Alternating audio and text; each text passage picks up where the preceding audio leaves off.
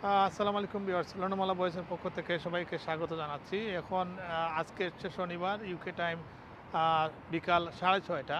আপনারা দেখতেছেন যে অন্ধকার হয়ে আসছে, কিন্তু আগামীকাল এই সময়টায় আলো থাকবে, কারণ সময় 1 ঘন্টা এগিয়ে আনা হবে। অর্থাৎ আগামীকাল সন্ধ্যা হবে 7:30টায়। আজ রাত 2টা ঘড়ির টাইম এগিয়ে আনা হবে, 1টায় চলে আসবে। অর্থাৎ আগামীকাল থেকে সময় 1 ঘন্টা বৃদ্ধি পাবে। সামার টাইম চলে এসেছে, যার কারণে প্রতি বছর মার্চের শেষ রবিবার 1 ঘন্টা সময় এগিয়ে আনা হয় এবং পরের দিন থেকে দিন লম্বা হয়ে যায়, রাত ছোটো হয়ে যায়। এই টার্মটি শুরু হয়েছিল প্রথম বিশ্বযুদ্ধের পরে, যখন ব্রিটেন অর্থনৈতিকভাবে অসচ্ছল হয়ে যাচ্ছিল, তখন বৈদ্যুতিক লাইট এবং সব কিছুর যাতে সময় এবং খরচ কমিয়ে আনা যায়, যার কারণেই এই পদ্ধতি শুরু করা হয়েছিল এবং ধীরে ধীরে এটি জনপ্রিয় হয়ে ওঠে।